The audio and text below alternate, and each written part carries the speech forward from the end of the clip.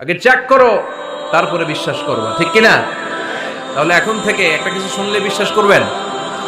একজন এসে বলল, ভাইজান আপনার মেয়েরা দেখলাম আরেক ছেলের সাথে বাজারে ঘোরাফেরা করে, ওই রমনার বটমূলে দেখলাম আপনার মেয়ে আরেক ছেলেরে নিয়ে ফষ্টি নষ্টি করে, লোকের কথা বিশ্বাস করে বাসায় যে মেয়ের চুলের মধ্যে ধরে মাইর, আইজো মার কাইলো মাইর। এরকম হইতে পারে না? হয়তো ওই লোক আপনার মেয়ের মতো দেখতে আরেক মেয়েকে দেখছিল। এরকম হয় কিনা সমাজে? একজন এসে বললো, ভাই আপনি এখানে ভাবিরও তো দেখলাম ওই জায়গায় আরেক লোকের সাথে ঘোরাফেরা করতেছে, খবর রাখেন না বাসা? আপনি দেখে মেয়েকে, ঘটনা কি? আমার খেয়ে আমার পরে আরেকজনের সাথে, যে এই বাড়িতে যে মাই, কোনো কথা নেই। দেখবেন যে ছোট্ট মারামারি থেকে এই ঘটনা অনেক সময় বিচ্ছেদ বা ডিভোর্স পর্যন্ত গড়ায়, ঠিক কিনা? ওই যে শোনা কথায় কান দিচ্ছেন, ফাঁচা পাইয়ন, আপনি চেক করেন নাই। হয়তো আপনার স্ত্রীর মতো দেখতে বা আপনার স্ত্রী যে জামা পরে, যে পোশাক পরে, এরকম পোশাক পরে আরেক নারীকে দেখছে, আপনার বউ না এটা। আপনার মেয়ের ব্যাপারে যে তথ্য দিয়েছে এটা সঠিক নয়, সে আপনার মেয়ের মতো আরেকটা মেয়েকে দেখেছে, এসে আপনার কাছে বলে দিছে, আপনিও বিশ্বাস করছেন। ভেজাল আছে না নাই?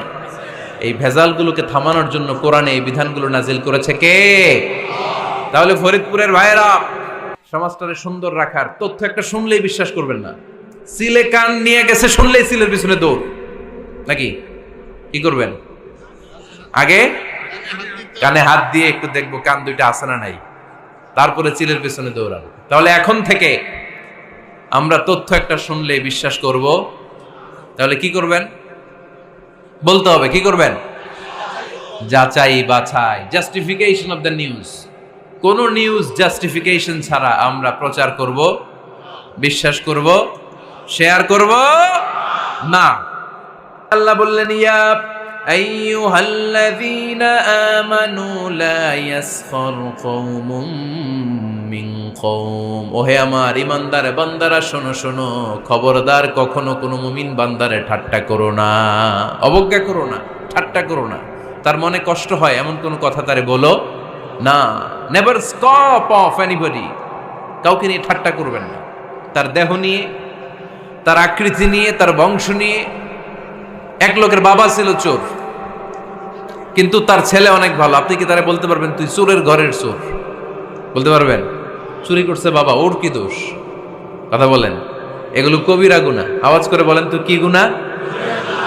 কবিরা গুনাহ। কারো আকৃতি নিয়ে, আমার ফরিদপুরের কলিজার টুকরা যুবক ভাইরা, কারো আকৃতি নিয়ে কখনো অবজ্ঞা করবে না, তুচ্ছ জ্ঞান করবে না।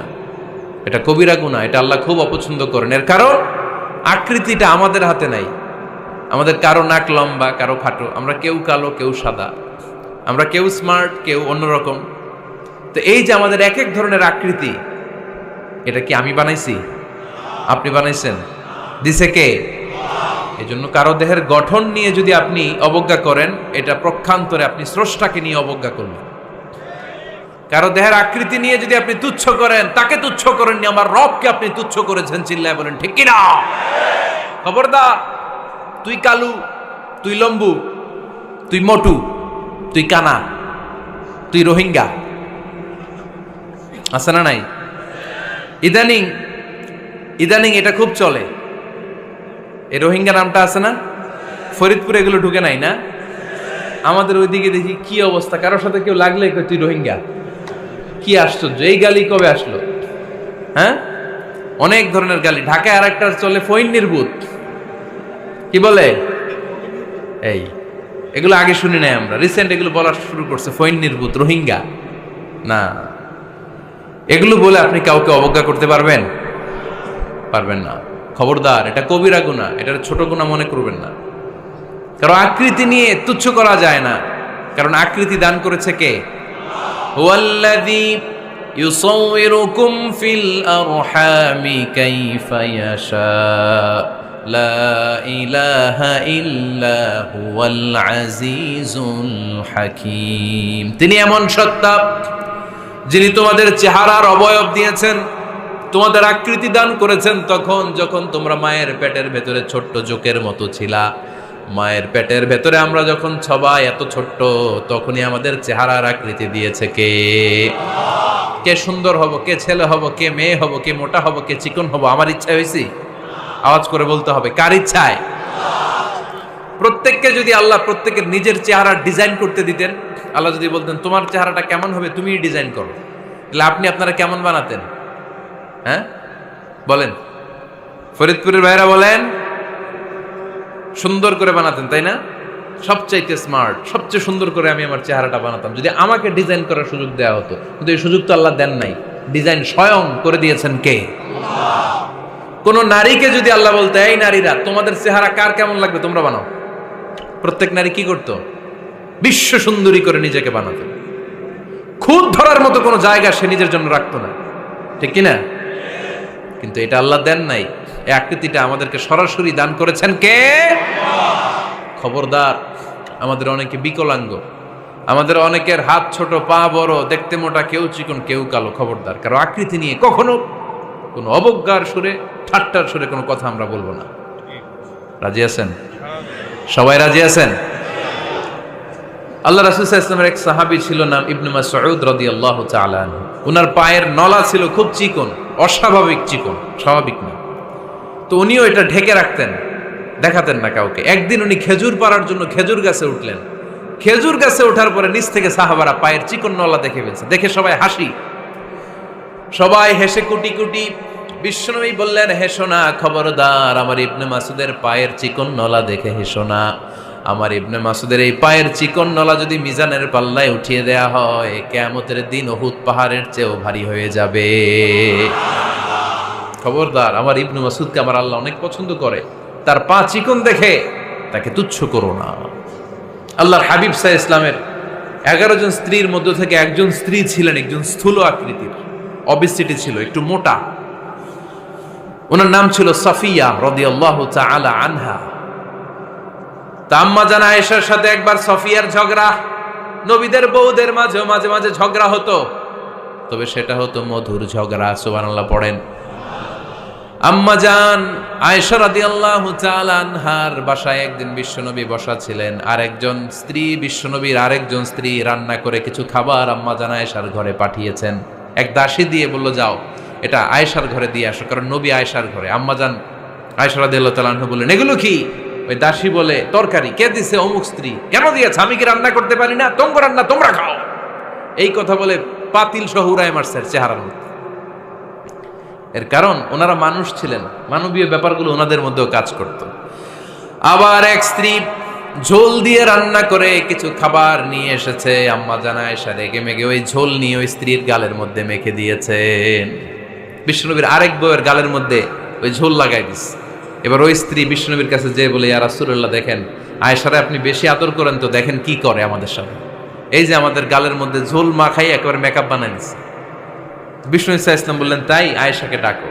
আম্মা জান আয়েশা রাদিয়াল্লাহু তাআলা আনহা আসলেন। আল্লাহ রাসূল সাল্লাল্লাহু আলাইহি ওয়াসাল্লাম বললেন, তুমি কি আমার এই স্ত্রীর সাথে এমন আচরণ করেছো?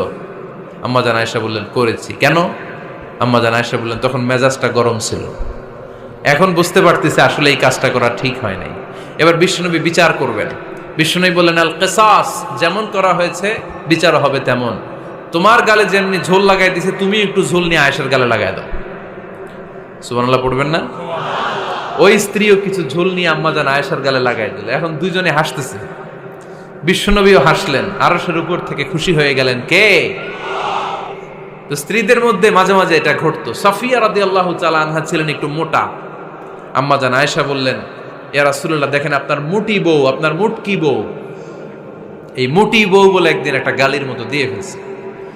আল্লাহ রাসূল সাল্লাল্লাহু আলাইহি ওয়াসাল্লাম রেগে গেলেন, বললেন, আয়েশা এটা কেমন কথা তুমি বললা মুটি? আমার সাফিয়ারে তুমি মুটি বলে গালে দিলা রে আয়েশা। ইয়া আয়েশা লাকাদ কুলতি লা কালিমা লাউ মুজিজাত বিমাইল বাহরি লামাজাজাতহু। এমন একটা মন্তব্য তুমি সাফিয়ার ব্যাপারে করে ফেলেছো রে আয়েশা, এই কথাটা যদি সাগরের নীল পানির মধ্যে ছেড়ে দেয়া হয়, এই কথার পঙ্কিলতার কারণে, এই কথার কর্দমাক্ততার কারণে, এই কথার পঙ্কিলতার কারণে সাগরের সব পানিগুলো মুহূর্তের মধ্যে কালো হয়ে যাবে।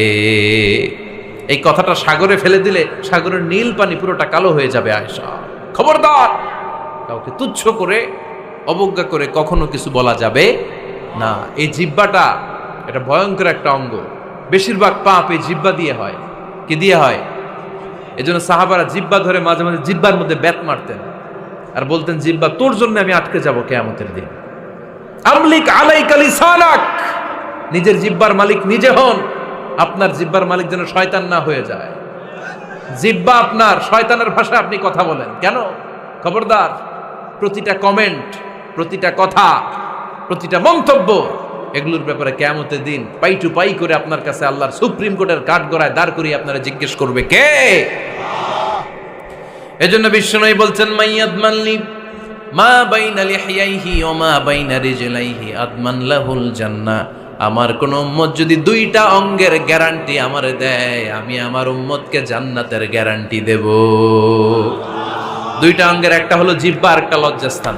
দুই চোয়ালের মাঝে যা থাকে লিজ্জা জিহ্বা, আর দুই পায়ের মাঝখানে যা থাকে লজ্জাস্থান। এই দুইটা অঙ্গের গ্যারান্টি যদি বিশ্বনবীকে আপনি দেন যে নবী জিহ্বা আর লজ্জাস্থান এই দুইটা অঙ্গের কোনো পাপ আমি করব না, নবী বলে আমি দুনিয়ায় তোমার জান্নাতের গ্যারান্টি দিলাম। এজন্য জিহ্বাটারে সামলান, যা মনে চায় বললেন না। খবর আছে না নাই? খবর আছে। মা ইয়ালফিযু মিন কাউলিন ইল্লা লাদাইহি রাকীবুন আতীদ। যা মুখ দিয়ে বেরোয় লিখে রাখার জন্য দুইজন ফেরেশতা রেডি করে রেখেছে কে? চিল্লায় বলেন। যতদিন আমরা বেঁচে থাকবো ততদিন থাকবে আমাদের কাঁধে। আমরা মরে যাবো, এই ফেরেশতারা উড়াল দিবে, ঠিক কিনা? দুই কান্দে জি ছিল যে তোমার দুইজনা পাহারা, তোমারে একলা থইয়া পালাইছে তাহারা। তোমার আটকুঠুরি নয় দরজা বন্ধ এবার হলো রে হলো, মুখে আল্লাহ রসুল সবে বলো, ও মুখে আল্লাহ রসুল সবে বলো। দুয়ারে আইসাছে পালকি নাই হরি গাও তোলো রে তোলো, মুখে আল্লাহ রসুল সবে বলো, ঠিক না? এজন্য সাবধান। আমলিক আলাইকা লিসানাক, নিজের জিহ্বার মালিক নিজে হন। মন যা চায় মুমিন তখন ইচ্ছা মতো মন মতো কোনো মন্তব্য ছুটতে পারে না। বিশ্বাসী বলে যদি নিজেকে দাবি করেন, নিজের জিহ্বার মালিক নিজে থাকার দরকার আছে না নাই?